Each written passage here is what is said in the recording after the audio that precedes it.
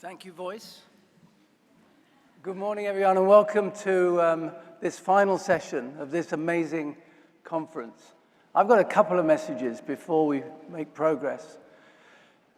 I looked at the book last night, and it says this is the closing session, the closing plenary, and I don't want any of the energy, any of the work and the passions to close at this stage. This is the beginning, and let's keep it open.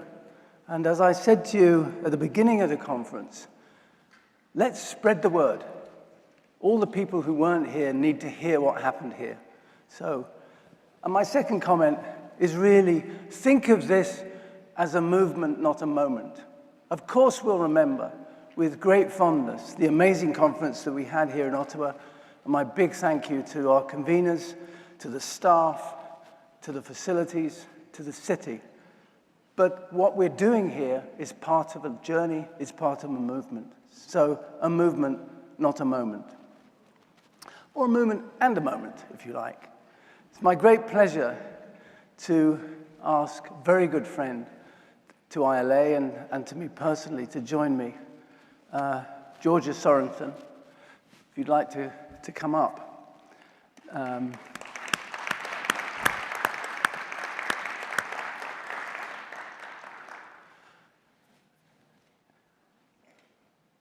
Founders, you know, of amazing organizations are just so important, so important. And those of us who are charged just a small task of keeping it afloat and keeping it going draw so much inspiration. So Georgia, welcome up. So great to be here. Over to you. Okay.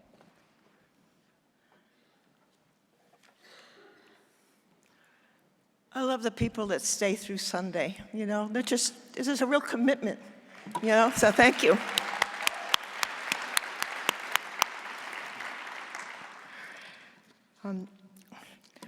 I'm here to present Dick Couto, his lifetime legacy and leadership, and nothing gives me more pleasure than to acknowledge Dick. I'll probably not to cry, okay? He's gone now, but he's still in our hearts. He's still at this conference in a kind of strange way. Yeah. And some of the ways that he's here is that his wonderful dissertation students are flowering out in the world, so that part is wonderful.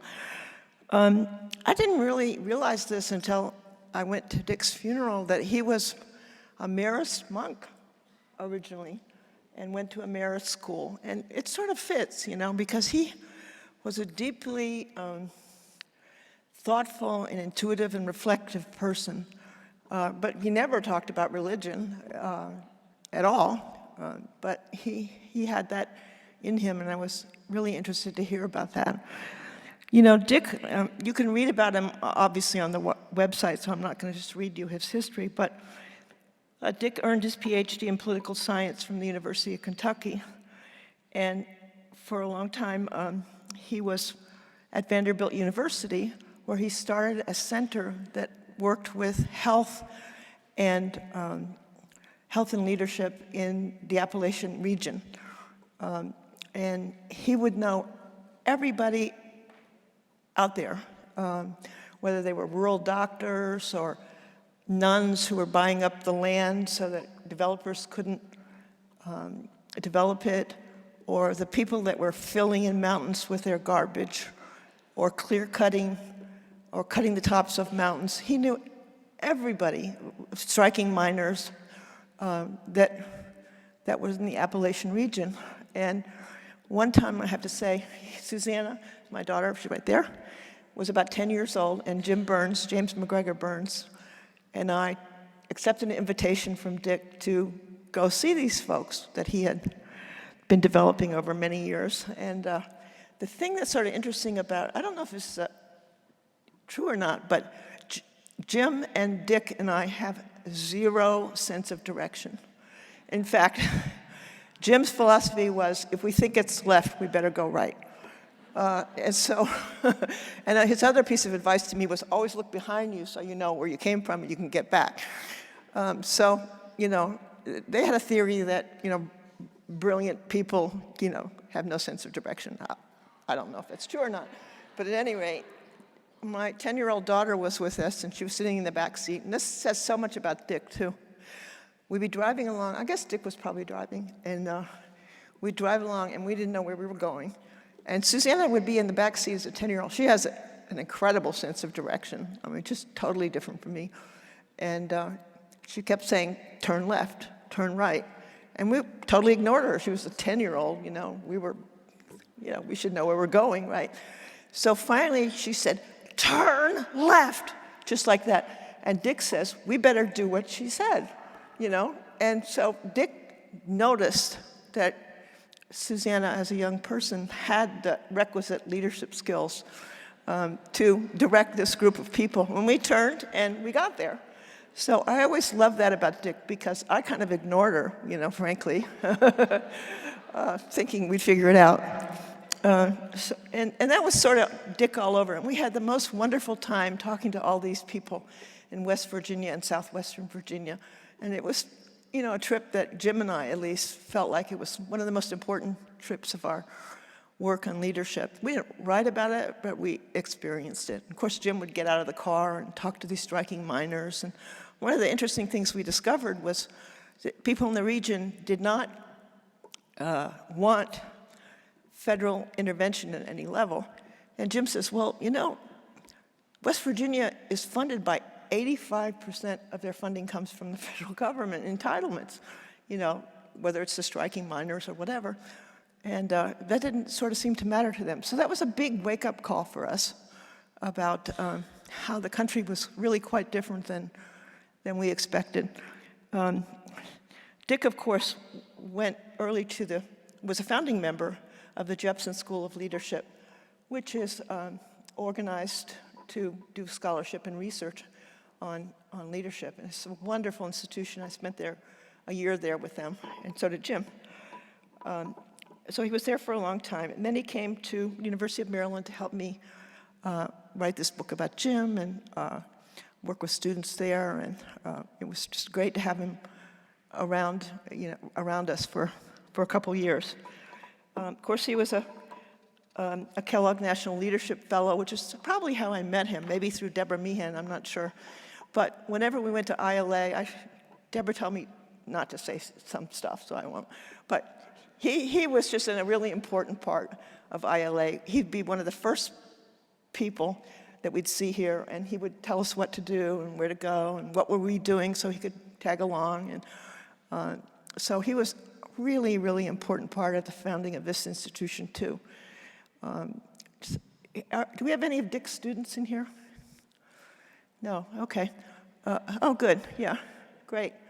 You know, he would just do wonderful things at Jepson, like he hired a hot air balloon to fly across campus and, you know, had his students riding in it, and I wasn't there for that, but I heard about it. So he was wonderfully creative, but he also pushed. He didn't want the Jepson School to be simply about scholarship. He wanted it to be service-oriented and experiential and meet the needs of students. So that was something he was very good at in terms of Jepson. Of course, you know, his family was very, very important. And I have to say that one of the things I learned from Dick was how cool it was to be a grandparent. Because he was a grandparent first, you know, among our cohorts.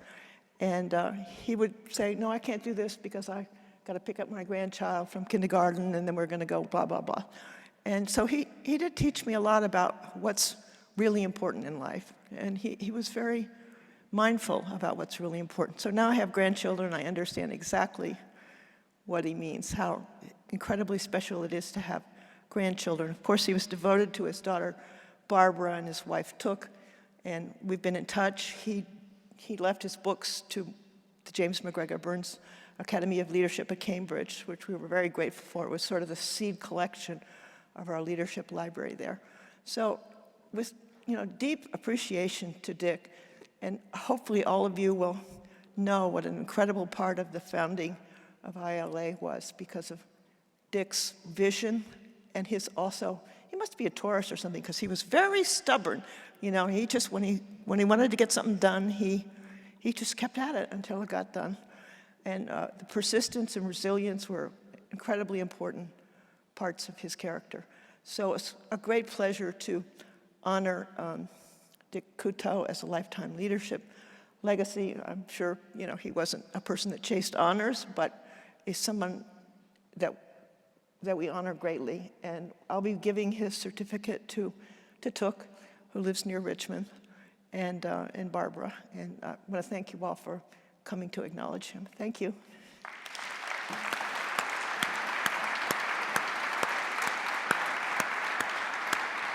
We can go. Should I sit down? Yeah, we'll go off. No, we can go.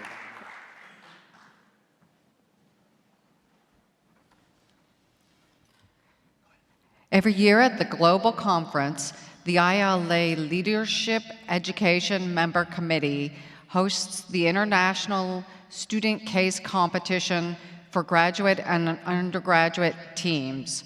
Please welcome to the stage Heather Henderson to announce this year's International Student Case Competition winners.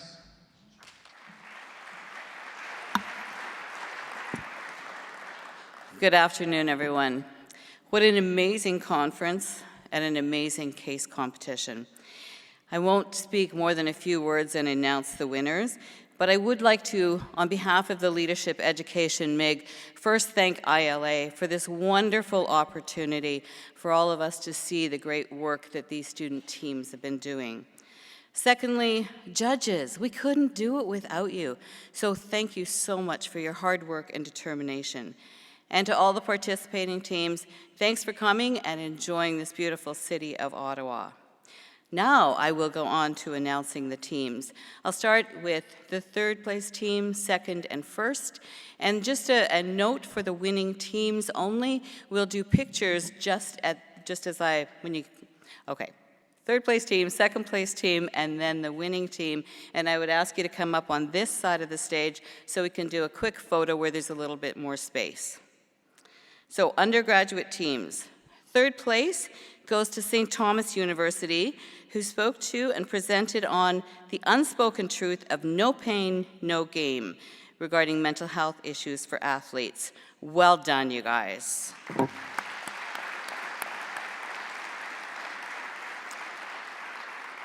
I was fortunate to see all of the undergrad teams present yesterday, and I was just blown away. And I also had a geography lesson in terms of where all these schools are.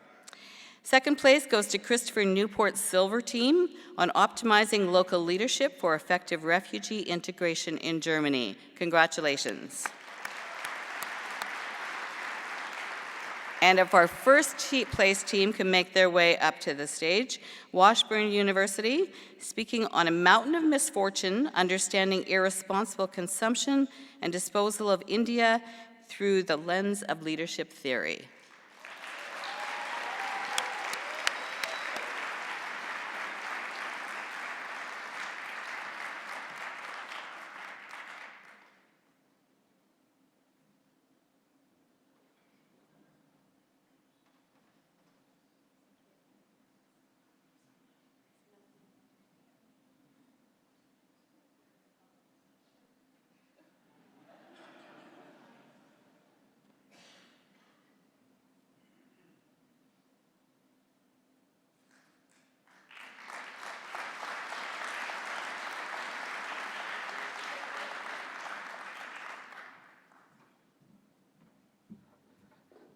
So what great work that they did. Now I'll announce the graduate teams.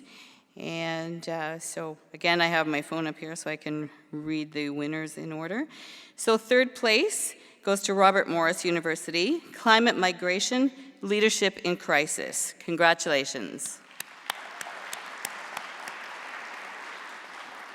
Second place team, Western University in Canada, in Ontario, rethinking student activist leadership as a courageous response to sexual violence. Well done. And our first place team, if you can make your way up to the stage as well, University of Maryland, decolonizing education by working through local contexts. If you make your way up, that'd be great.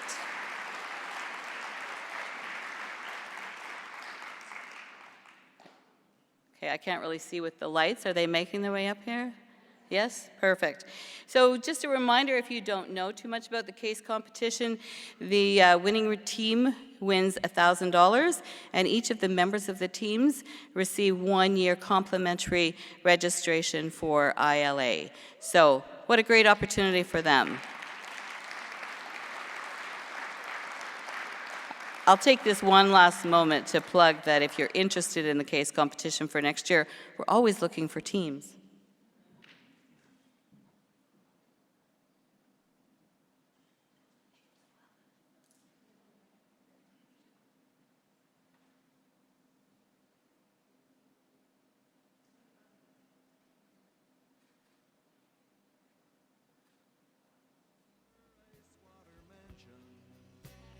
Michigan steams like a young man's dreams. The islands and bays are for sportsmen.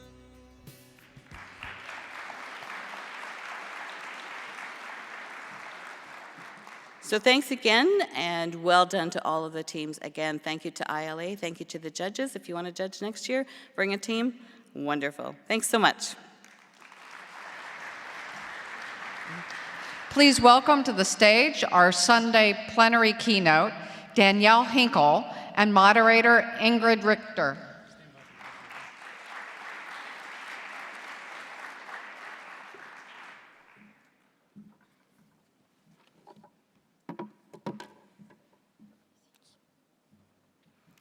Good morning, bonjour. Good for you to be here, all bright and shiny. It's a real pleasure to introduce Danielle Hinkle. She's an extraordinary Canadian. She has a remarkably Canadian story that resonates for so many newcomers to Canada. Back in a BBC article about her, she told us that back in 1990, Islamists were starting to attack girls in the street. And she said, I had to think about my daughters. So I decided to move to Canada. Algeria was about to descend into more than a decade of civil war between a secular government and various Islamist groups. But Morocco-born Danielle was 34 at the time, and she and her Algerian husband lived a comfortable life with their 4 children. She worked as a political and economic advisor in the U.S. consulate at the time. They gave up everything and almost overnight left to seek asylum in Canada. They had very little money when they arrived in Montreal in the middle of a very cold Canadian winter. Do you remember that day? And before moving, the Canadian government told them that they would easily find work. In reality, it was much more difficult. So Danielle spent 7 years scraping a living, earning 75% less than she had done in Algeria. She did everything, working as a secretary, selling lunch boxes, working with estate agents. She felt rejected and worthless, but her life was to transform again for the better in 1997, when she started her own business selling health and beauty products. She was tired of being exploited, those are her words, and she hasn't looked back. So in a little over 20 years, Danielle Hinkle's health and beauty business has enjoyed enormous success, and today she is one of the best-known business leaders in our French-speaking Canadian province of Quebec. She's a celebrity in Quebec as well, appearing in the first 5 series of In the Eye of the Dragon, which is Quebec's French language version of Entrepreneurship TV, the Entrepreneurship TV show Dragon's Den. She was the only woman among the other judges and sometimes felt that they weren't really interested in her views. However, the redoubtable Danielle made herself heard, winning a lot of female fans. She's at the forefront of the fight for a stronger corporate Quebec and a fierce advocate of the promotion of women's entrepreneurship in Quebec. She does not hesitate to finance, support, and mentor businesses which she believes in, and she's demonstrated this many times. She skillfully now has brought her voice to a global audience. She attends conferences in North America, Europe, and Africa where she shares her experience and her strong beliefs in education with future generations of employers. Most recently, she's been named a leadership champion of the Women's Enterprise Leadership Group and the Women Entrepreneurs Finance Initiative, WEFI, and she's a fierce champion in supporting women entrepreneurs in developing countries. She's a woman that transforms every challenge into an achievement: resettlement, immigration, emancipation. Her best-selling autobiography has empowered several generations of proud and strong women, and she just released a new book this week where she takes some more risks about revealing herself. It's a wonderful piece.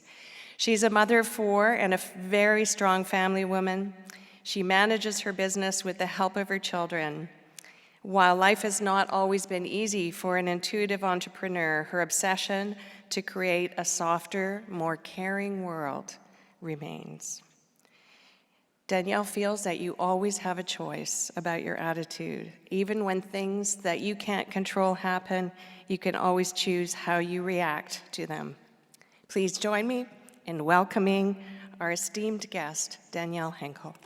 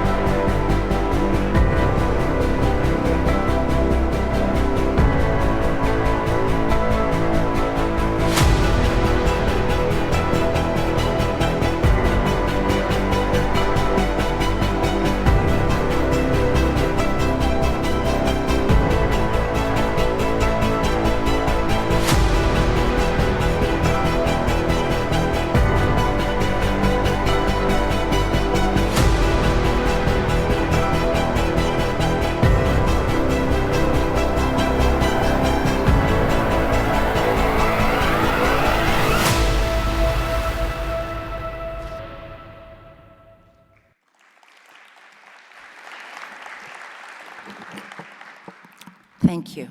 Oops, too close. Again, thank you for everyone that is here on a Sunday, rainy Sunday, maybe because it is raining that you're here. No. Ingrid, thank you for this actually very profound presentation. I don't know what to add to that, but I'd like to say a word because I have been with you in this ILA, I would call it Summit Congress, since Friday. I wanted to be here because I wanted to just walk around, wanted to feel, wanted to hear and understand. This is what it's all about, understanding in order to be able to speak about it on a very deep level, not just pretend or read, but meet the people.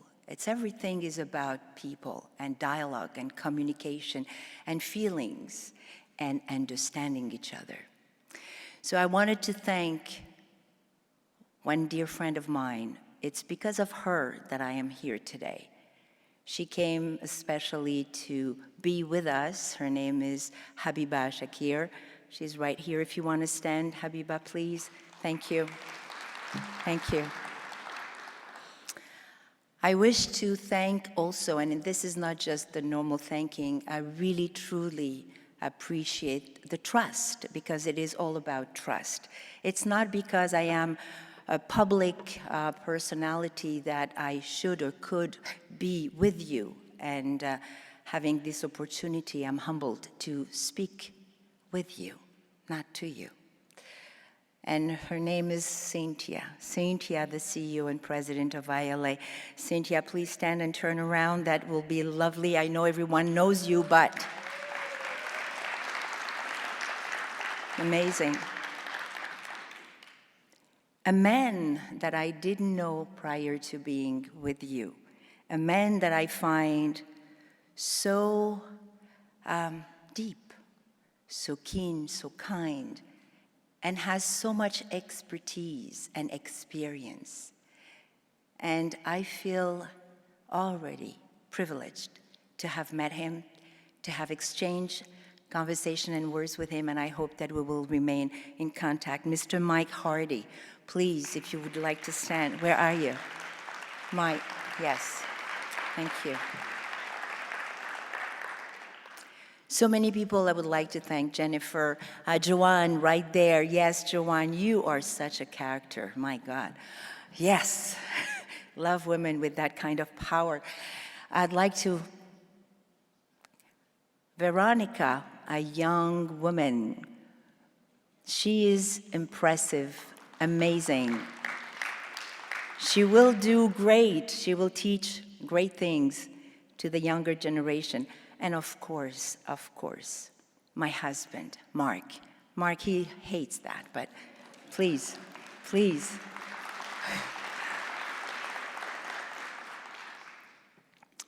Ingrid and I had many conversations about this kind of like smooth discovery of why I am here, and certainly my journey, my path. I have no pretension whatsoever to teach you anything. What I wish that for everyone here in this room will be to leave with something, a word, a sentence, a look, a feeling of how worthy we all are. I would like also to thank ILA, of course, and you know what, the perception when you look at sometimes at something that is written or a logo. When I looked at the logo quickly, you know what I saw?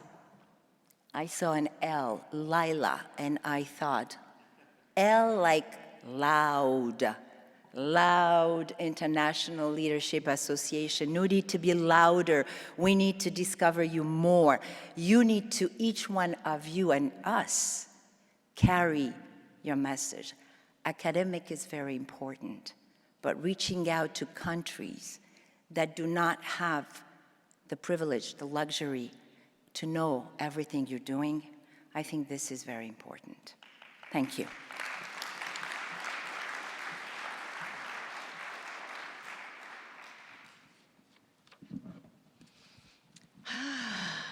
Danielle, ça va? Oui? Okay. They don't believe me when I say I'm stressed, Okay. but I am. All right, deep breath. Yes. Le cœur. Le cœur. Le cœur is the root of the word courage, which is our theme here. And you clearly have a huge heart. And certainly in growing your business, it's been incredibly important for you to bring your heart every day to your work and to really appreciate and love what people bring, as you just demonstrated. Where did you learn that? How did you come to lead from there and to really value the heart as you did business? It's not easy. Business is not an easy environment. So tell us a bit about where do your values come from, maybe a bit about your family and those roots. It's so important to know that. Well, first and foremost, I think each one of us has that. It's just a different way of expressing it. I come from a family that were not graduated from universities or so on. My mother was Jewish from Morocco. She was the youngest of 4. And for some reason that I never knew, because, you know, at that time, our parents wouldn't tell everything. So at the age of 7 years old, she was taken away from school by her mother so she can go and do house cleaning so she can bring money at home. So her 2 brothers would go to school. So she never had the opportunity to learn from an academic point of view. But my mother got quite a character growing into the world of you have to know where you want because you have to earn your space and place. So she met my father in Morocco. He was in the French army, but he was German. She is Jewish, he was German. Doesn't get along that quite well. For whom? Well, for the society. So my father, they got in love. I was born, but my father, he disappeared before I was born. So my mother raised me on her own, and she gave me everything she could that she never had. One of the things that she gave me, and I will never be thankful enough, it is what we call today soft skills. She taught me to never come from a place where you know it all. She taught me to always question. She taught me to always wonder. She taught me to have my own right to think. She also taught me respect. She always said, do not take my life and carry it as your own. It is my life. So whatever I did, whatever I came from, whatever I suffered, what kind of sacrifices I went through, they're mine. They're not yours. So you better make your own path. Was I an easy young woman? No. No, I was angry. I was mad. My mother was arrested when I was 14 years old in Morocco. She was alone, she was Jewish, she was a businesswoman. She knew how to count, she didn't know how to write or read. But she was arrested because she was in business with a man, and that man committed suicide, and they arrested my mother, but she had nothing to do with that. So she suffered a lot because she was tortured. So at 14 years old, the woman you see in front of you felt that she became, not by choice, the mother of the mother. And I was so mad. Mad to see that humankind sometimes can be so mean and so tough. And this is why today I learned it the hard way too, that you cannot change things by being assertive, by being confrontational, by being or feeling that you are better than anyone. We're not. We're unique, but we're different. And it is the collective. It is the calling of this knowledge. It is what I decided to apply, especially since I became a mother. At 26, I was a mother of 4. 3 daughters and 1 son. And today, my greater, best success is my 7 grandchildren. Thank you.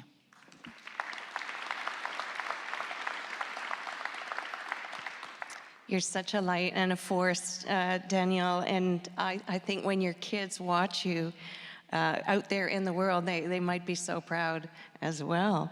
And, you know, and hard to see your mom in various kinds of business situations and how to become a cœur leader, such as you are.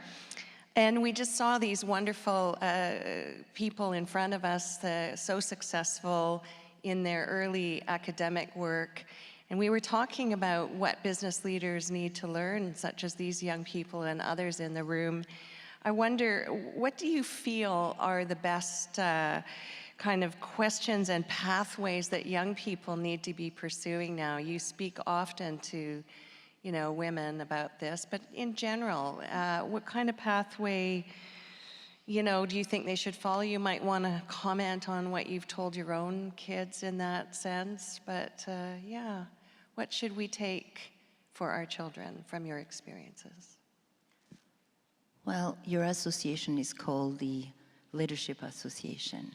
And I think I don't need to go into the academic point of view. There's so many very competent academic people, researchers, but I'd like to speak from my experience, my day-to-day experience in the business. And yes, you said before that being in a business and having this kind of point of view is not an easy task, because supposedly being in business, you have to be tough, you have to be logical, you have to be critical, you have to have actually sometimes even no heart. It's not true. It's actually not true at all. You just have to be who you are, and you have to be comfortable with who you are. The way I lead through communication. This is my tool. I decided that I wanted to be a leader or a model through example. But that is not just by doing, it is by sharing. It is by listening. It is by trying to understand where everyone comes from. We live in a world today that is so complex and so different. If I look into the room here, there's people from everywhere. So how can we teach someone that comes from Central America, from China, from Quebec, from France, the same thing? It's not going to resonate the same way. So maybe we should more and more, instead of just applying things, maybe trying to adapt them to the culture, to the understanding, to the background. It's a little bit more work, but it's so efficient. Because what we're saying, and me as a leader, as a businesswoman, it's, I see you, I hear you, I understand you, but do you understand me? Because it's both ways. And this is where respect comes in. So what I would like to say about leaders today, we are being called to take a stand, to be more cautious. Baby boomers have done great things, but also not so great things. And the reason why I love and care and appreciate and respect our youth, it's because they are our conscience. They're saying no, no, no more. They're standing, they're taking a stand. And this is wonderful. We have a gap of communication between us and them. They have purpose, and we need to join forces, more communication wherever we have a common understanding, ground interest. We need to go where they want to go. We need to take our expertise and experience and share it with them, but they need to share with us too. This is where we need to be. So business or no business, we are human. We need business people. We need young people. We need academic. We need universities, because we hire from universities. So we need leaders. But we need more cautious leaders with a human kind way of looking at tomorrow. Actually today and tomorrow. You know, many of our conversations this weekend have been about the social responsibility of business and speaking of the future, environmental impact, sustainability, and so on. How do you hold that in your own company? How do you take a stand the way you've just described for us? You know, most people don't, and this is again perception, when you say aesthetic, people think, oh, this is superficial, it's not really important. Well, it's not just about aesthetic, it is about how someone has the right to feel, to look, to empower others, because we need to look good, we need to feel good in order to be productive, in order to be going through all the challenges in life. When I decided to launch my business, before we were talking about wellness and sustainability and respect and having the conscience of the environment, I did. But naturally, I come from a country where things come from the earth. We don't use chemicals. We don't know that. So for me, I started saying, why do we do this like this? Why don't we do that? So I created an academy and I was teaching, like you do, but I was teaching women that wanted to be in our field how to respect, again, this word, the body and what you sell and why. So I decided to go in a field where it was not very profitable for everyone because it's a non-invasive, non-surgical, it's natural. At the time where everybody was running after surgical and the look and the injections, but it's a choice. It's a choice that you have to make. So in my company, everything I do, everything I buy, most of the time is from Canada, mainly, and the products are 100% natural. It's just a choice. So it's a choice also to know if you want to conquest the world, or if you want to be just fine. I just want to be fine. I really do. I mean, people are saying, you know, how many employees and how many millions. It doesn't matter. What matters is my 4 children are working in my companies, that I am doing something we are proud of, that we are teaching the right thing for us, we think. So we're not trying to do more than that. We're happy with that. Happiness is really important, isn't it? And we talked about fun, you know, having fun with what you're doing. It's such a big theme. Are you having fun yet? Yeah. I am having fun. I am always having fun. Actually, what I want to say is, please remember to be the little boy or the little girl that is still within. I mean, give them the voice. It's so fun. It's so cute. People say sometimes, a businesswoman doesn't dress this way. A businesswoman doesn't come with shining shoes. Says who? Says who? Who decided for me? I mean, really, This is what we need to talk about. It might not be very academic, but it is the real life out there. It's to stand for the way you feel and embrace it and be proud of it.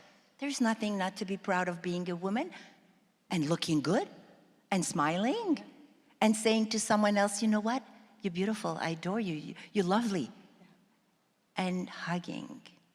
This is, I walked in different workshops and people were hugging here at ILA. I was like, wow, congrats, this is great. Well, you know, I think that there's some people in the room that might like to ask a couple of questions. Do you want to do that just for fun? Sure. Yeah? All right. So we have people with microphones available, and I want you not to be shy. Do you have a question on your mind that you would like to bring forward? I can't see very well, so anybody at this side of the room? Let's start over here. They're shy, wow. There we go. Wait, third table that way on my left. There we go. And while we're waiting, who's the next person? Do we have anybody in this center part here? Over there. Okay, you'll be second. And who's next after that? Yes. Okay, here in front, Max. I think it is the shadow of Max. Okay, please, our first question. Hi, Danielle. Hi. We find we all encounter prejudices or stereotypes at times about ourselves. How do you negotiate territory when somebody either is anti-Semitic, anti-Algerian, anti-immigrant, etc.? How do you negotiate that territory? I don't know if the right word is negotiating. I just wrote a book, Joanne. It's Joanne, right? Because the light is actually right in my face. Yes? Yes. I just wrote a book, and this book, my editor said, you don't need. Why did you write this book? Because you're going really out of your comfort zone. You have been loved, liked, respected. Everybody likes you. Why would you go there? Well, I chose certain themes that it is exactly what you're talking about. It is about radicalization, anti-Semitism, Islamophobia, and so on and so forth. I did. I did because I come from a country where I've seen the worst. My husband was born in 1940. He's seen the worst. So I am trying with my voice to just call upon reflection and where do we want to go as a society? That's what I am asking. Is this the world we want to go into? Or can we still remember and say, no, this is wrong? So the place to do is to try to, again, go to the other one and ask for why? Why are you wearing a veil? Why are you a gay person or LGBTY? Why? What is it? Can I understand? And if it comes from a place where I really just want to understand, I'm not attacking, I want to know, then the conversation may start. It may sound easy, but trust me, I've done it many times. And it works because people then drop their guard and they're really thinking, they really want to understand. It's what we call the cultural shock. I went through a cultural shock. I am white, my name is Danielle. I have a feuille de route that is impressive. When I was working at the Department of State for 10 years, I was named the best employee worldwide. But when I came in Canada, I was not allowed to have a decent job. And the shock, believe it or not, even though I knew, when I saw two people kissing in the street when I arrived, I was like, oh my God, what is this? They don't have a room? Because in the countries where I come from, you're not allowed to do that. So when we understand where the other one is coming from, maybe we could start the conversation, and maybe we can be in a place where, yes, you still have your own belief, but you can now understand better the other one.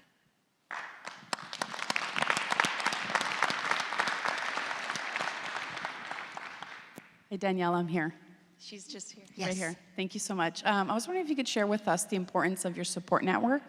It seems like your husband, Mark, has been very supportive in your endeavors, and I think that's very important for women to succeed, but also for us to succeed as a sort of as a collective group.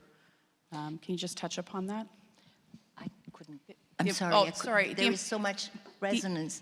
The importance of a supportive husband or partner, and sort of, it takes a village, right? Yes. So do you Absolutely. want to just talk about that? Thank you. What is your name? Diana. Diana. Thank you, Diana. Diana, Mark is my second husband. The father of my children I was married to for 27 years. Something I didn't say that you could read in my first book is that I was, how do you say that? Yeah, it was an arranged marriage, believe me. So the woman you see here, yes, was forced to be in a marriage at 19 years old. Now, this is what I learned. Remember what I said before, is in every crisis, there is an opportunity. You just need to see it or want to see it. When I married the father of my children, I was not in love with him. He was my friend. And yet, to survive mentally what I just went through, which is my mother that I was in love with, how she could do such a thing. Then what I did, I tried to see him because I knew I had two choices: to run, to disappear, or to stay because I had no other family, only mom. So I tried to find in him what was the same value that I had. So I learned to love him in a different way. We had 4 children. I stayed with him 27 years. Now, this is what he had. He had accepted the woman I was, with my craziness, with my difference, and he let me be. When I met Mark, that is here, Mark is 16 years older than me. And Mark is what I call my rock, because It is not easy. It is not a dream to say, oh, it seems to be so easy. No. Mark comes from a place, I come from another place. We're very different. But because of respect, communication, he has his moment, and when he says he wants to go into his office, it was difficult for me to understand. Is it because of me? Did I say something? So I would go and try to get him out of that thing. And he would go like, I just want to be on my own. And me, he understood that when I was stressed and tired and not feeling okay, I needed to talk nonstop. And he was like trying to give me solution, and I'm like, no, that's not what I want. Let me just speak. So it's a learning curve by saying the things you need. Now, to go to your very important question is, we women, we carry so much. We don't even remember that we only need to ask. We don't know how to ask. We want to do it all. We feel like we're doing the perfect things because we are wonderful Wonder Women. No, we're not. We need help, and we need to express it. We need to express it and ask for it in saying, I can't do it anymore. I need your help. When we have children, it is normal to say we did it together. So this week is you this, that week is me this. There is no special advice. There is no miracles. It's communication. It is taking responsibilities for what we have decided together. And it's not going to be fun every day, but it's okay. Always remember why you chose that man or why he chose that woman. So when we fight, I look at him and I said, but I love you. I have to remember why I'm still with you. But we're still together for 22 years. So it's not easy, but please communicate. And do not ask anyone else from outside your home to give you advice. They don't know. They are struggling too. So find it your own way.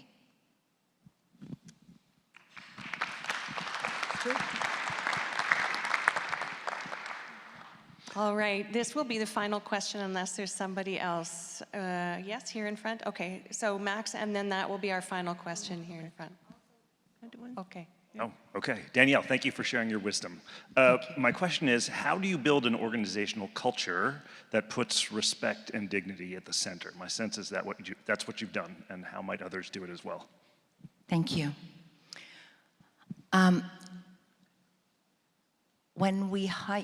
First of all, we have a company that is a family business. I always say it's not a family business, it's a family within a business. If you come to my company, not announced, you will see people going up and down with a smile on their face, and you will not be able to know who is my daughters and who's not. Now, when we hire, this is the modus operandi. It is telling really the people we hire where we're going, what is this sense of family, because sometimes it may not fit with other people, the way we do business or the way we just collaborate. So you have to let them know, really, this is what's happening. We could call someone from the other side. This is who we are. But there is one thing I say, we all have our thing to carry. We may not have good days, but when you cross this door, look around. I have people from Siberia. I have people from Quebec. I have people from North Africa. I have people from Armenia. I have Chinese in my company. In here, there is one boat going one direction, and everyone has a place and a duty, and we all responsible for each other. So, if you will disrespect anyone, you're gone. And honestly, in 24 years, I never, and I don't recall firing someone because they fought with somebody else. Because it's so within the culture of the company. You perspired, you live it. We really, people speak different languages, but when they eat, I ask for everyone not to use their cell phone at the head office, in the cafeteria, and you should see they share their food, different food and different smells in the kitchen. I mean, but that's the way it is today. And they discover each other. So we try to do our best. I don't have the perfect answer. It's just to be. Just let's try to do our best.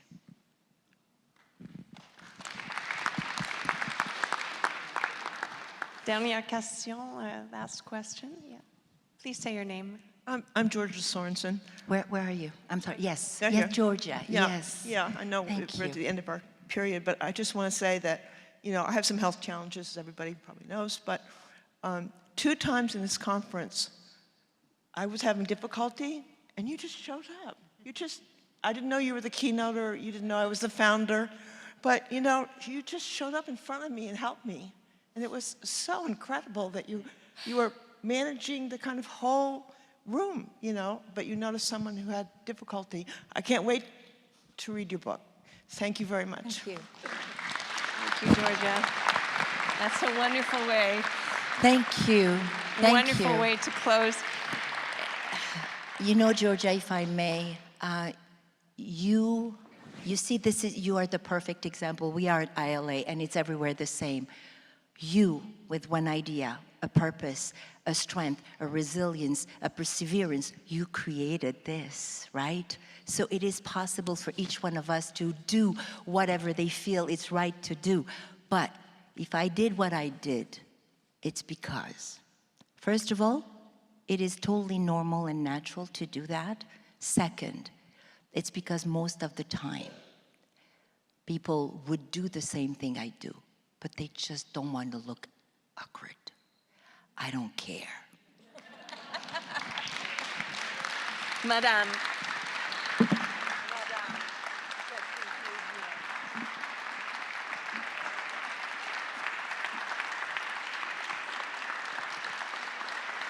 Merci. Merci infiniment. A huge thank you and a very small token of appreciation for your wonderful, wonderful words and your presence. Some more sparkly things for you to show off to your family and friends. Yes. Thank you so much. Really. Oop, I don't even know how to open it. Oh, yes. Oh. Okay. Yes. It's the whole world there for you. The world is mine. It's. Yeah. Thank you.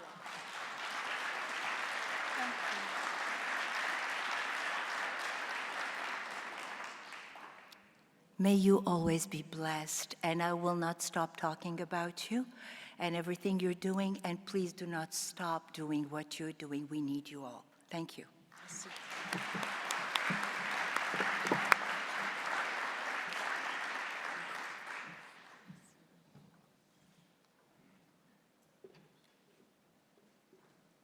2020, a year of change, hard to predict, in a city with a rich and exciting history. The drama of social conflict, peace, and innovation. The San Francisco Bay Area has always thrived on change and discovery. This is an area of incredible natural beauty where we celebrate the arts, sciences, and business every day. I'm Catherine Goldman Schuyler, chair of the ILA's 22nd Global Conference in San Francisco, at the heart of one of the world's great centers of scientific and business development. Edges of natural systems and societies tend to be where growth and change happen. So it's fitting that we'll meet here in this city, alive with possibility, where the continent meets the ocean, to expand the limits of what we can create together in the ILA.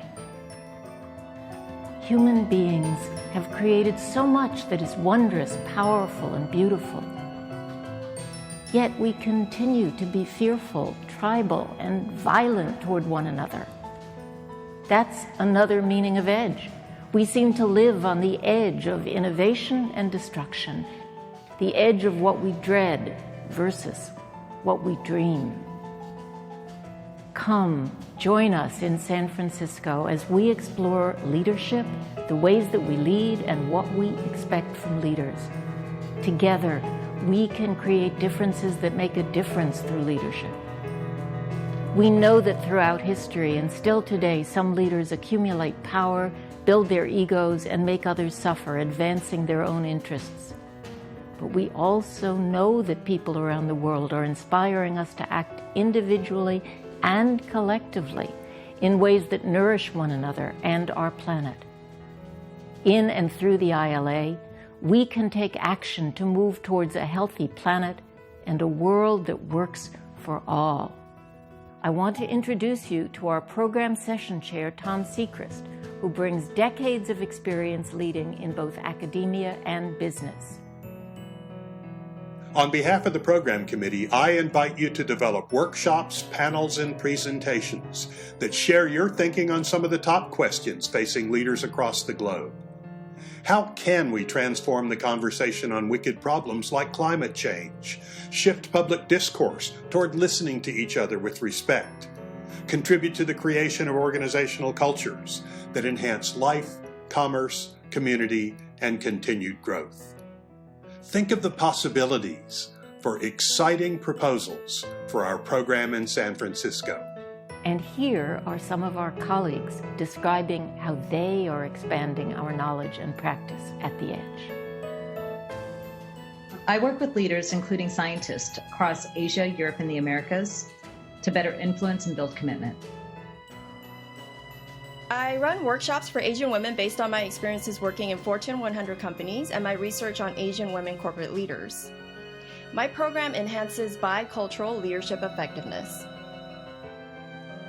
I have two guiding principles in everything I do. First is to be a multiplier, to not just have a 1x impact, but have a 10 or 20x impact. And then the second is to show how when you lead with purpose, businesses can be successful, but also have positive social impact. I work with women entrepreneurs in southern of Thailand and help them transform their business. I taught an intensive workshop on sustainability to Chilean consuls from around the world. Several of my students have changed the mission of their business after taking my course. My research focuses on racial healing in the context of educational leadership. Come to San Francisco. Let's gather to nourish ourselves and each other in creating healthy environments for a healthy world here in this city, on the Edge.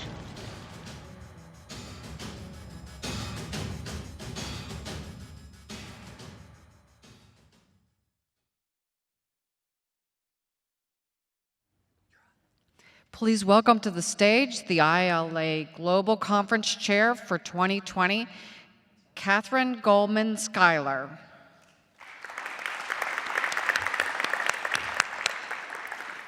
And Tom, ooh, this is loud.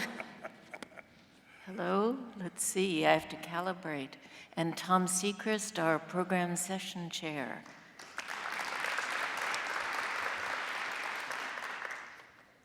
I thought I had to talk loud, but I have to almost whisper.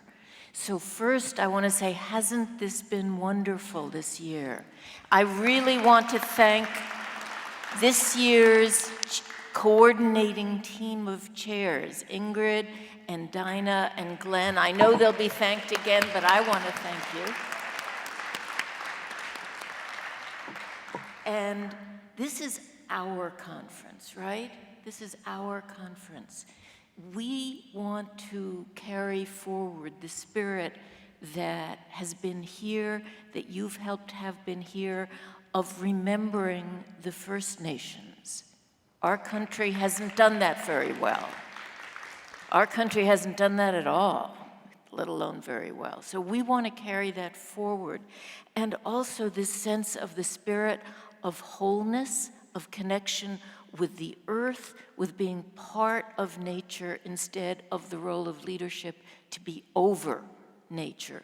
So that's going to be very important, I hope, but it can only be very important if you bring that and you come with that spirit as well. So we really invite that. We're going to open, I don't know if you've noticed yet, but the conference is 2 days after the election in the United States, the presidential election.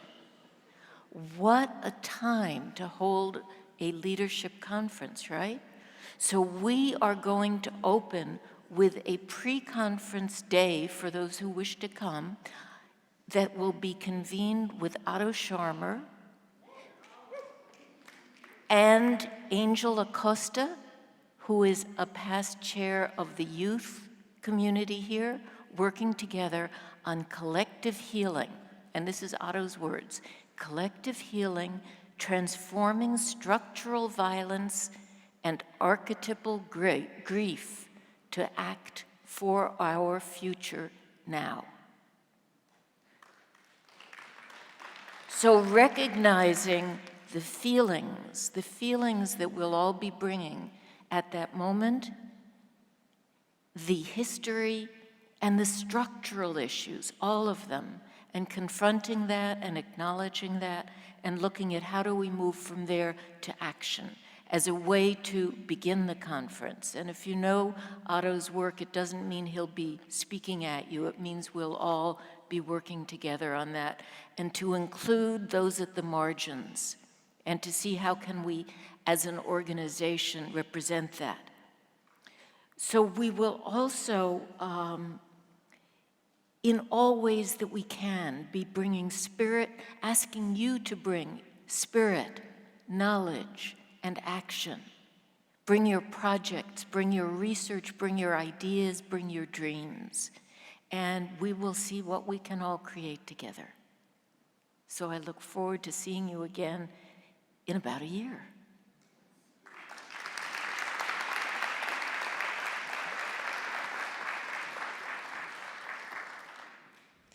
I encourage everyone to join us in San Francisco.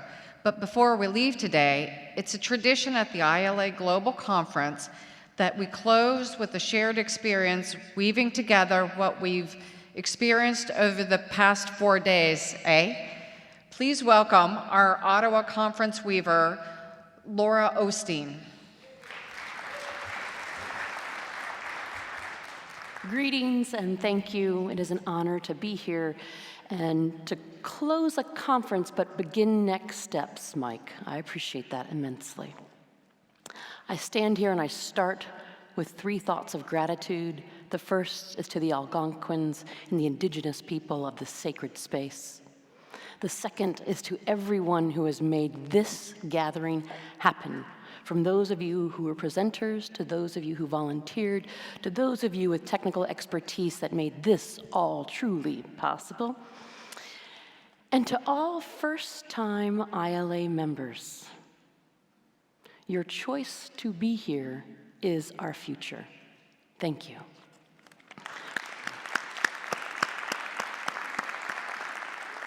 So, Conference Weaver, how does one person capture an experience for a collective as powerful as we are? This question drove me to consider and reflect and offer a framework for today from a quilter. And on the screen behind me, you will start to see quilts of this quilter. And her name is Dottie Moore. And she calls herself a fabric artist, and she talks about creating visual conversations.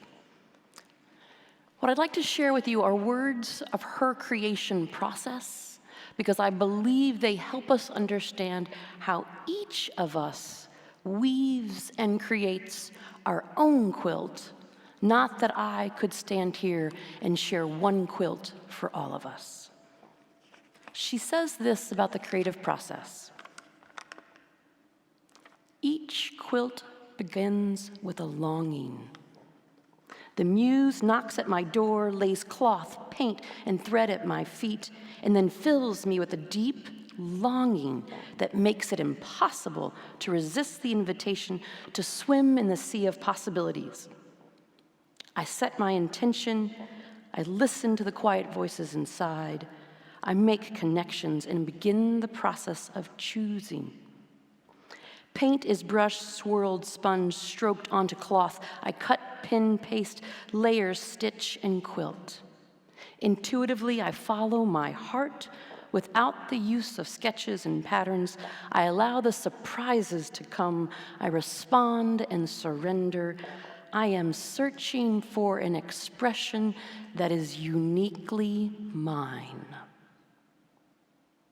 What I hope for each of us is that we find an expression that is uniquely yours of our ILA experience. How I offer that we do that today is in our own reflection. And so I ask us to take a moment, kind of shake out the energy, to take a deep breath.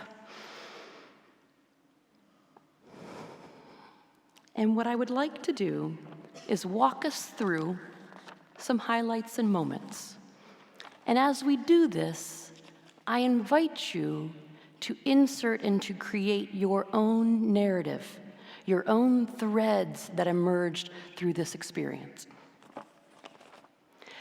So, shake it off, close your eyes if you would like to imagine, open your eyes if you would like to draw or write. How did you get here? How were your travels? Where did you arrive? Did you get out of the Uber and think, oh my goodness, I'm staying in a castle? How was your bus ride to the Canadian Museum of History? Who did you sit with? Did you remember the last time you were on a bus like that? How did you feel and hear the honoring ceremony that started us off in that beautiful place?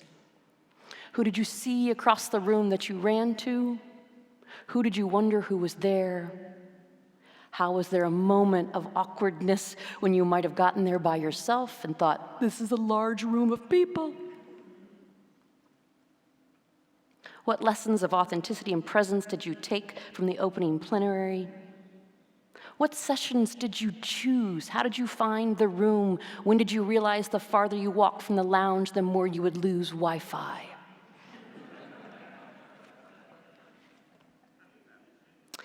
Who did you find and engage with in community membership meetings, in lunches, in our opportunities to come together in roundtables? Did you create or celebrate new research with the emerging scholars? How did you wake up on Saturday with our plenary session on courage and trust? One of the pieces I thought about on Saturday, and I wonder if you're with me in this as you look at the schedule of all those workshop sessions, is that here at ILA, I don't believe that there is FOMO. I do not believe that there is a fear of missing out. I believe that there is COMO, the certainty of missing out. We held on to these beautiful sessions and knew one choice meant that I wasn't going to be at another amazing session. There were case competitions. There was an evening extravaganza last night. We began this morning with coffee and a little bit of rain. And then we had a closing plenary that I'm not sure if I've been in the space of a more personal moment. And the transparency and authenticity that had happened at every moment. Throughout each of these 3 days, we celebrated incredible luminaries. We stopped in the hallway for conversations that happened for a moment, or maybe throughout the entire session you were actually headed to. We reconnected with friends and colleagues. We saw individuals that we only see once a year. We also missed those who are a part of our experience that may have been absent. I hope you had a chance to walk through the Byward Market. I wonder if anyone else looked at this beautiful sculpture and wondered what Ottawa was, and then realized that every single letter in Ottawa is actually a palindrome. Things we learn. I invite you to reflect on all moments of the past 5 days. What threads emerged for you? How do you weave those into quilts that you will take with you? I'm going to ask you to write that down right now. I'm going to ask you to either write that in your mind, to send yourself an email, to tweet it out to the world, and turn to your neighbor and share. Share one moment that you are taking with you that is a part of your next steps and why this will not be a closing of the experience. I'm going to give us 30 seconds to do that. Think and share.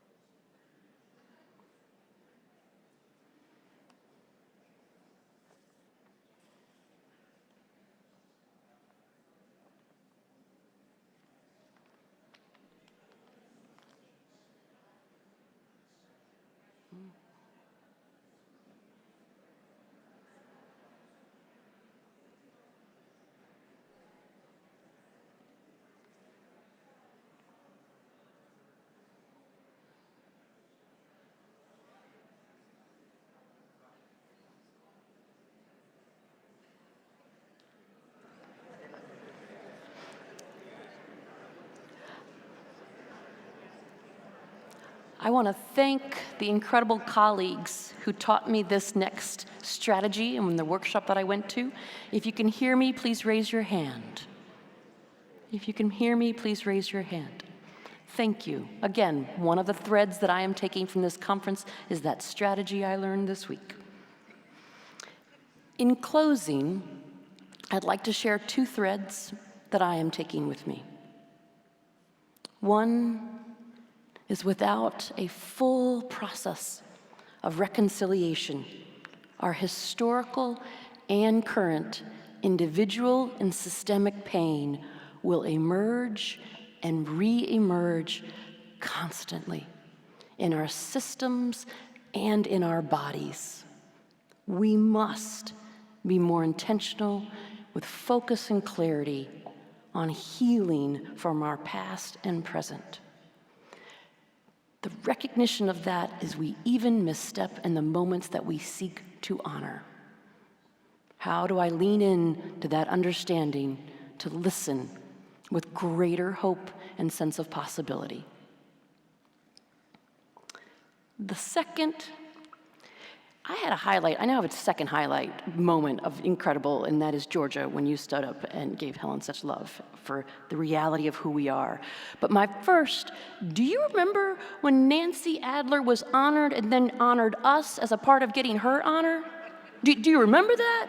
Because I don't remember another award ceremony like that where the awarded an award. At our best, I hope that that is who we are.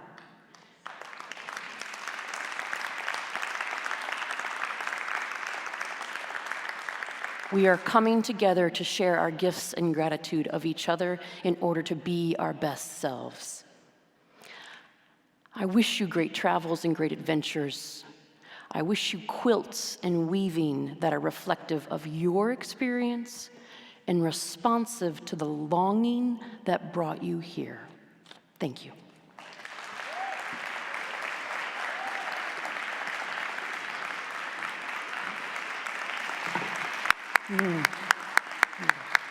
Wow, wow. Thank you, Laura.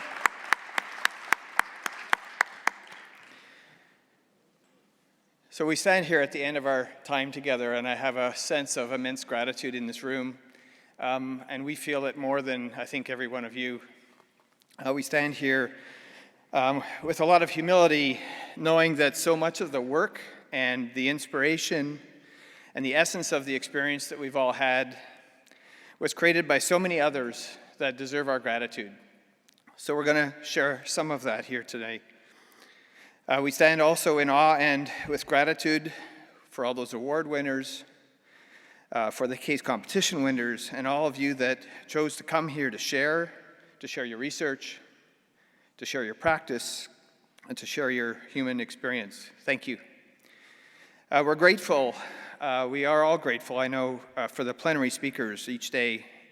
You all saw the stature, the wisdom, and the grace of the Canadian leaders that agreed to spend their time preparing and then coming here to be with us, despite the fact that certainly some of them may never have heard before of this curious tribe of change agents that we call now ILA.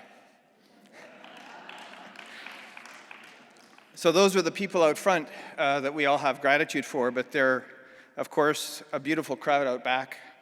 At the University of Ottawa at Telfer, there was a logistics team and a marketing team that filled in the gaps that we have to be grateful for.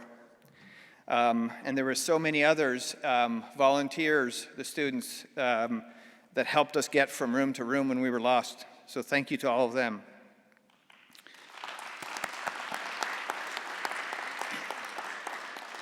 Catherine, we wish you, as the organizers for next year, all of the courage that you might need to take this community forward from this Inukshuk to the next Inukshuk on our journey to make the world a better place.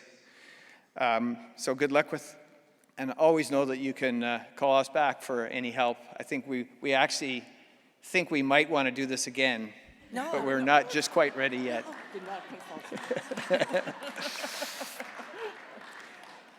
And finally, I'd like to call Cynthia, Bridget, and the entire team up, the entire ILA team. Please come up.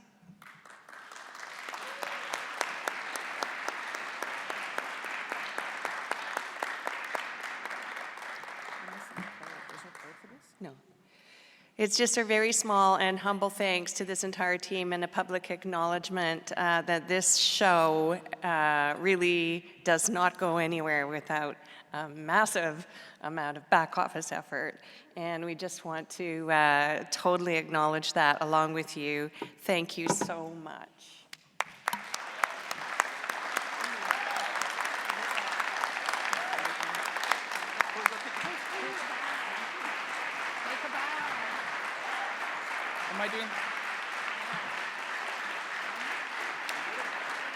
Am I doing the gifts now?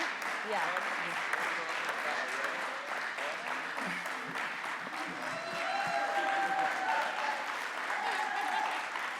So we do have a few token gifts of appreciation. This one is for the team. If you didn't know, we actually do have, this is because you're going to need this on the way, before you go home. Ottawa made gin.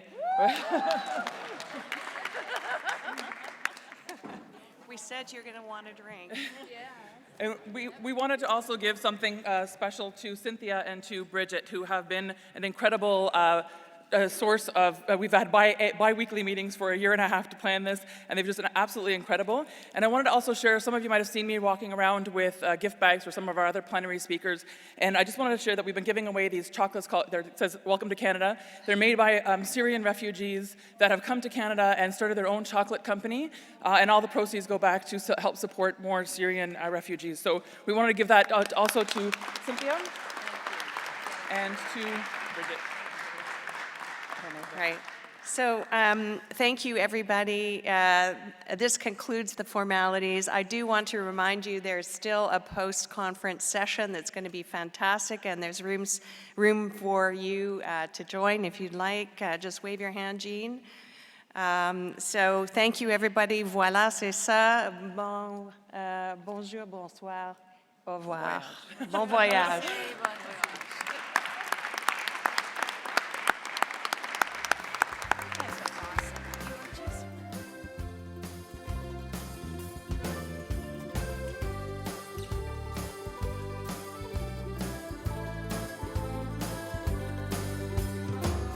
Jesus hangs behind the glass above Venetian doors. His window box boasts crimson flowers fresh cut